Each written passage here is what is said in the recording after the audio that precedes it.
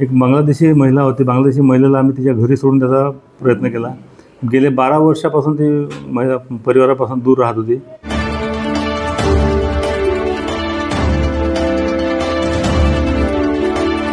मानव विकास बहुउद्देशीय ग्रामीण सेवा संस्था 1998ला एस्टॅब्लिश झाली.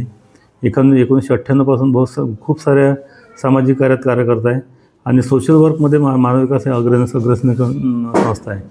या संस्थेमध्ये PPTCT PPTCT, HIV AIDS, FSW, female sex worker अशा बऱ्याच प्रोजेक्टवर काम केलं आहे. आता जे आम्ही काम करतो आहे मेंटल हेल्थ आणि मल्टिपल डिसॅबिलिटी चाइल्ड आणि मायग्रेंट लेबर अशा लोकांसोबत काम करतो आहे. आता लेटेस्ट आम्ही एक बांगलादेशी महिला होती. बांगलादेशी महिलेला आम्ही तिच्या घरी सोडून द्यायचा प्रयत्न केला. गेले 12 वर्षापासून ती महिला परिवारापासून दूर राहत होती आणि आता त्या निखिल सरच्या माध्यमातून ती महिला तिच्या घरी आम्ही पोहोचून दिलं तिला. त्या महिलेला पोहोचवण्यासाठी आम्हाला जवळपास 14 महिन्याचा कालावधी लागला. सगळे पेपर कंप्लीट करता बराच त्रास झाला. CP ऑफिस, त्याच्यानंतर Sonegaon police station, Mumbai office या सगळ्या ऑफिसचे पेपर तयार करून त्या महिलेला आम्ही तिच्या घरापर्यंत सोडून दिला. निखिल बागडे यांनी अधिक प्रयत्न करून त्या महिलेला बॉर्डरवर सोडण्याच्या पूर्ण तयारी करून त्या महिलेला सोडून दिलं. ती महिला जेव्हा आमच्याजवळ त्या काहीही बोलत नव्हती, काही गुमसुम एकत्र राहत होती. तिला बोलतं करायचं काम यांनीच केलं. बोलतं केल्यानंतर तिला ॲड्रेस सर्च करून विचारण्याचा प्रयत्न केला.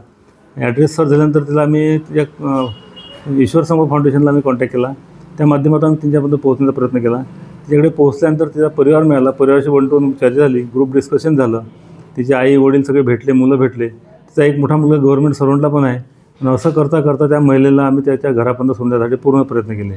असं करता करता त्या इतकी इमोशनल झाली होती की ती कधी आमच्या तारखा बदलत होत्या. पण ती तारीख आता 10 तारीख झाली, 15 तारीख गेली, 20 तारीख गेली अशी ती आम्हाला वारंवार विचारत होती. या तारखेला तुम्हाला जायचं होतं, आम्हाला नेलं नाही अजूनपर्यंत. सारखी निखिल सरच्या मागे तगादा लावत होती की सर केव्हा जायचं आहे. असं करता त्या महिला आम्ही सोडून दिलं. असे भरपूर कामं मानव विकास संस्थेने केलेले आहेत.